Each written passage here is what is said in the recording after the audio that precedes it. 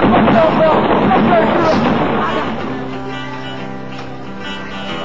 I saw an eagle,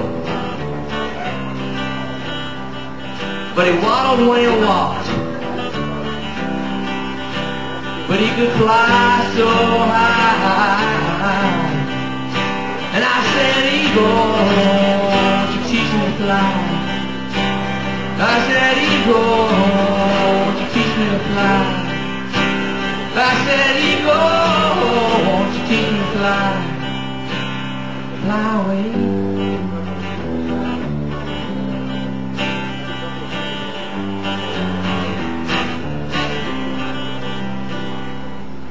I saw a disabled veteran. He said the government had stopped paying for his medical expenses. He said he couldn't have any medicine, hadn't had any treatment. And he had his pain that kept coming back again. But they didn't believe him, they told him it's all in his head. And it keeps coming back, and it lasts way too long. Sometimes paradise is all gone. I saw a disabled veteran. He said the government had stopped paying for his medical expenses. He said he couldn't have any medicine, hadn't had any treatment. And he had his pain that kept coming back again. But they didn't believe him, they told him it's all in his head. And it keeps coming back, and it lasts way too long. Sometimes paradise is all gone.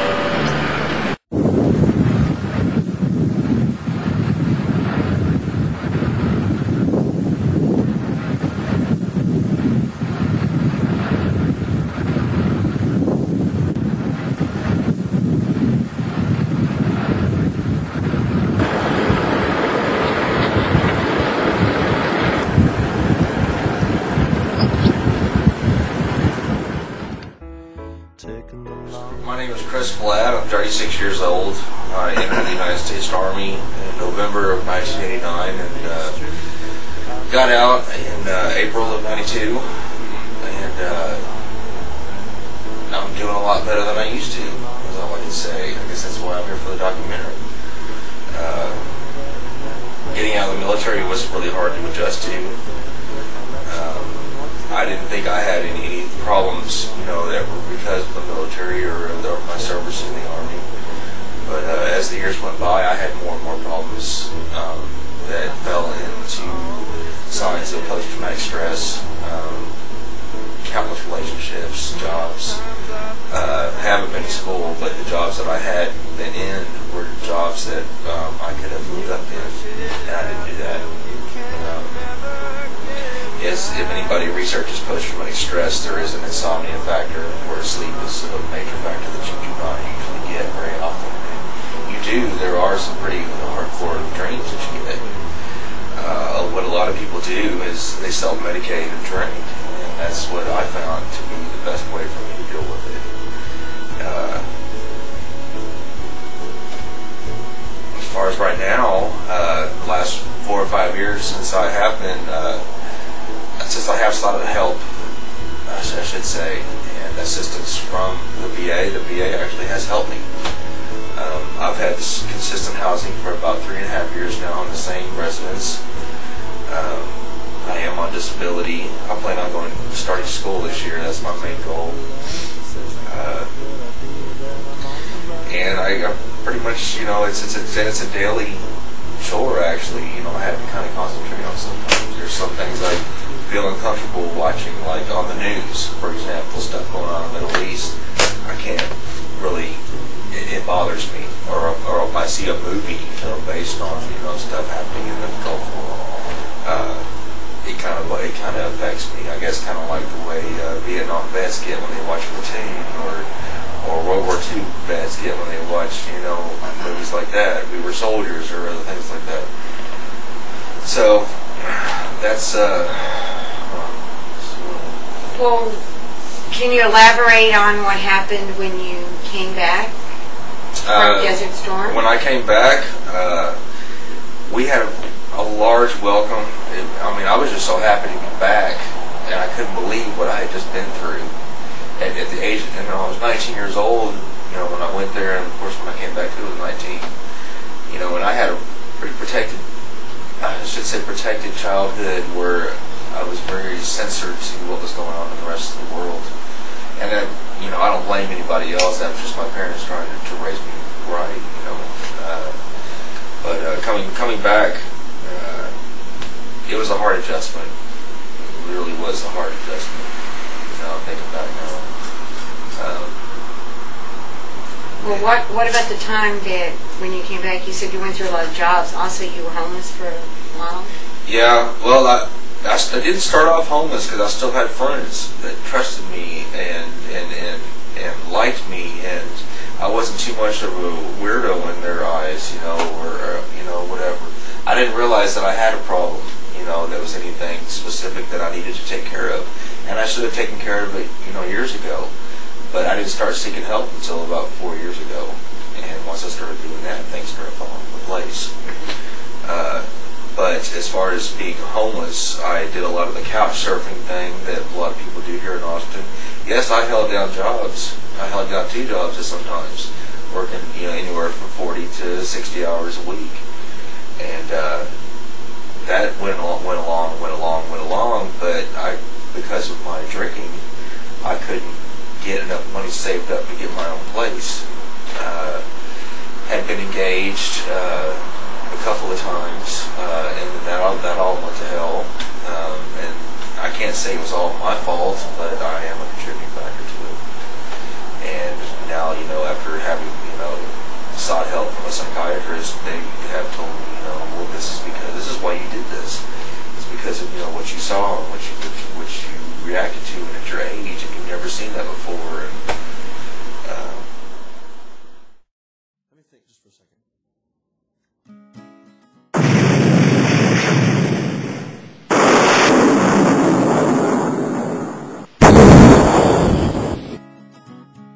I'm Michael Charles Emmert, a veteran. I was with Charlie Battery, 3rd Battalion, 18th Field Artillery in Vietnam. And when were you discharged? January 25th, 1971. Can you explain your service terms? Service terms was, I signed up for 3 years, and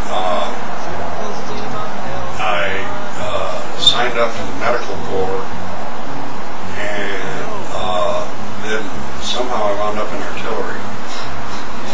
And I was an artilleryman in Vietnam. Can you hear that as it sounds? Answer questions Yeah. and be put on the spotlight of losing whatever they had with their discharge, that it would be totally taken away. Yeah, putting them on the spot. That's the impression I'm putting these people on the spot. Yeah, which in reality it's not really putting anybody on the spot, it's just being honest and open. Avoid eye contact. Any kind of subject like that. Work last.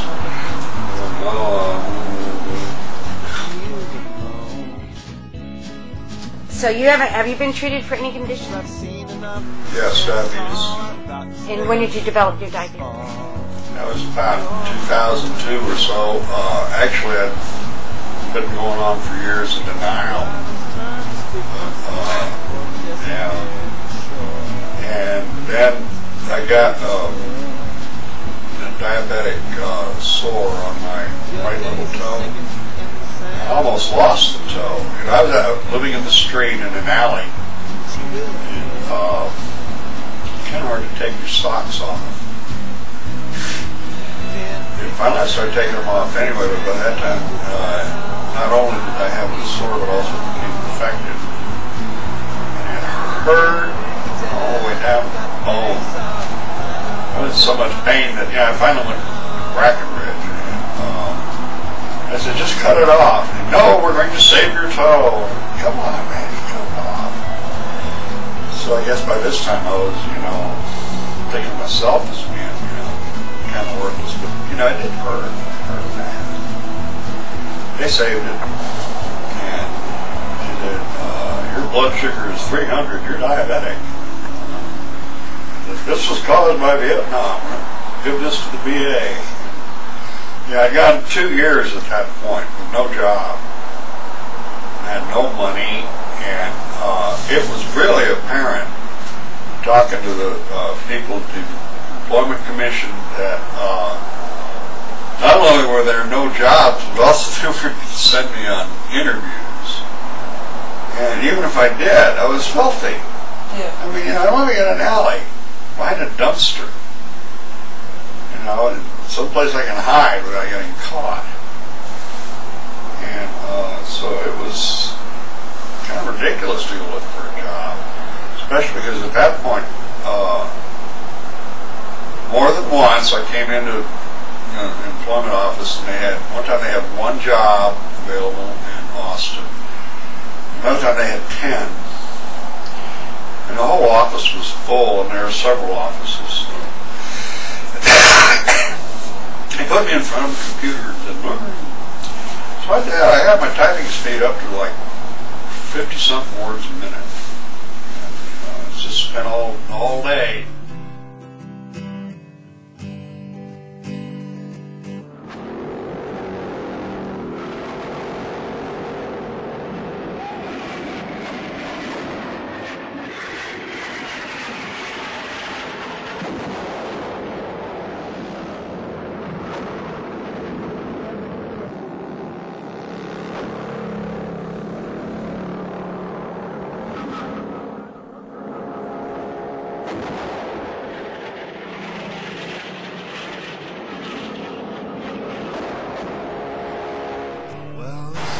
Hi everyone, my name is Louis J. Blaze, born and raised in New Orleans, Louisiana, served in the United States Army from 1971 to 1975, served in Germany, Korea on the DMZ, village called Tonguchon, also did a little time being a courier, transported top secret documents back and forth to Japan and stuff, served at Fort Polk, Louisiana, that's where I was trained at. Went to artillery school in Fort Sill, Oklahoma. Did 13 months tour at Fort Hood, Texas, here up there in Killeen.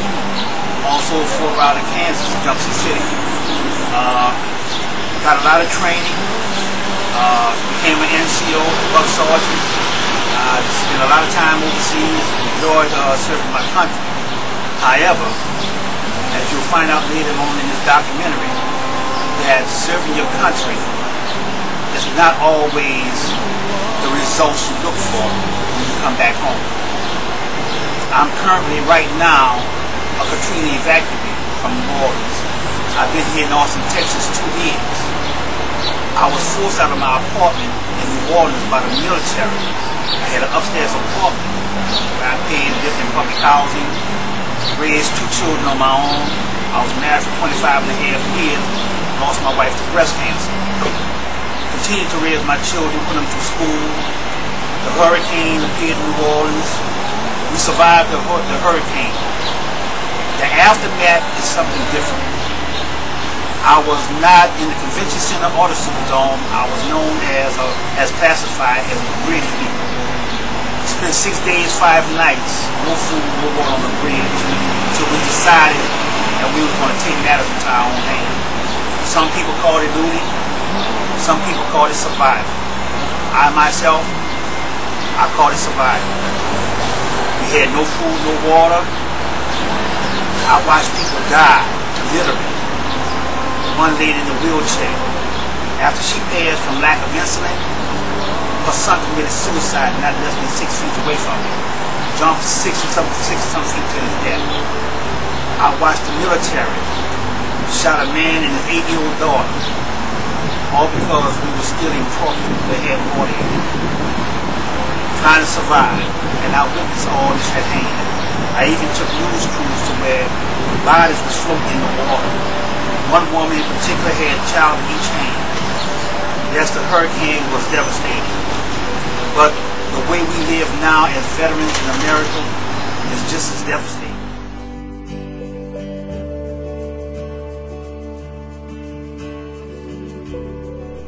Brandy.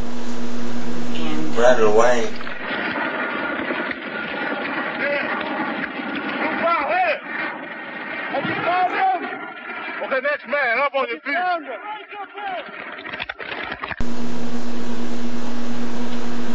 What service were you in? I was Army. I'm a Vietnam vet. When were you discharged? 1973. What happened when you got home? I was called a baby killer.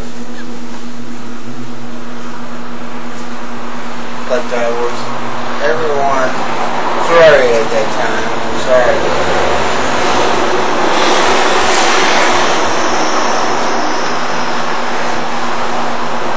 And you go to the VA now? You've been to the VA? I've been with the VA since 2005. I waited that long to try to get my SNAP. And were you okay mentally and physically when you got home? Or?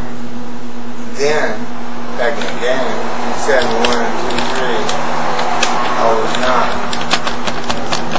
I was young, dumb, and you know the cliche behind all that. Mm-hmm. But I was not.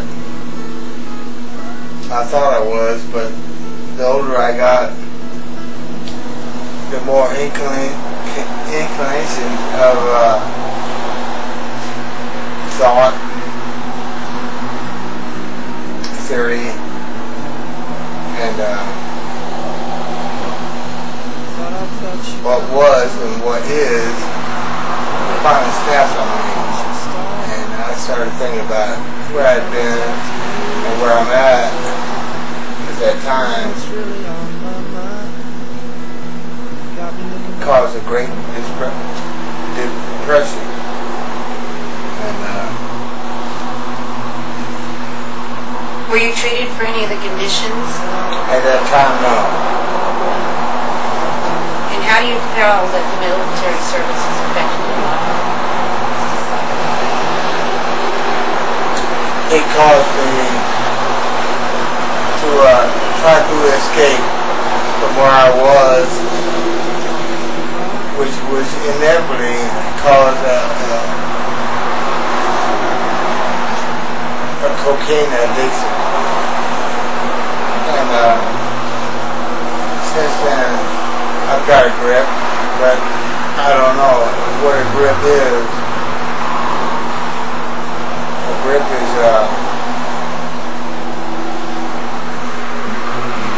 acceptance. I don't know, but this grip has caused me to deplete my life to the point where I'm at now, and that's not what society accepts. But for me, I've come to the conclusion that I'm doing the right thing, I think, as far as social acceptance. I live under bridges. I live where I can.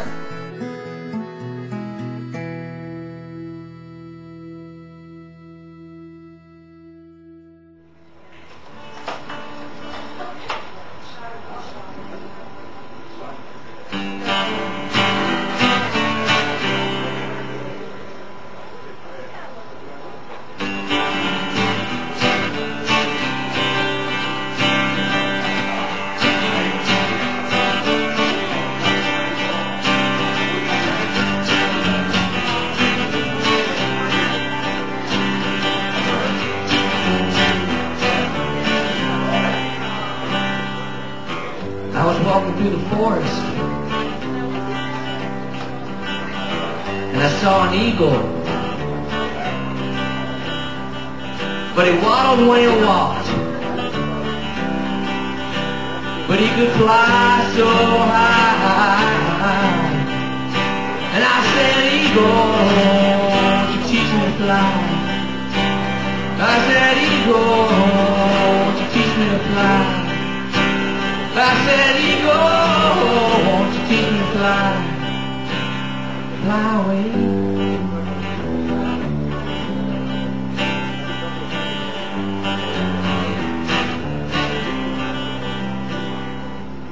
The saw a disabled veteran.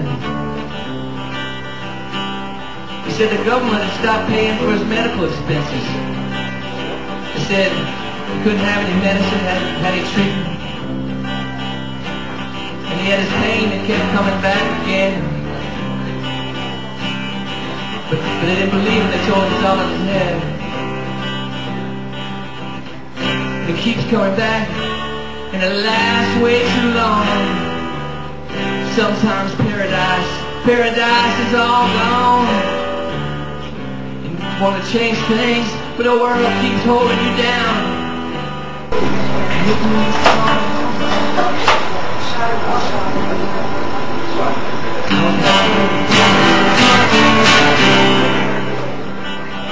And I saw an eagle, but he waddled when he walked. But he could fly so high. And I said, eagle, won't you teach me to fly? I said, eagle,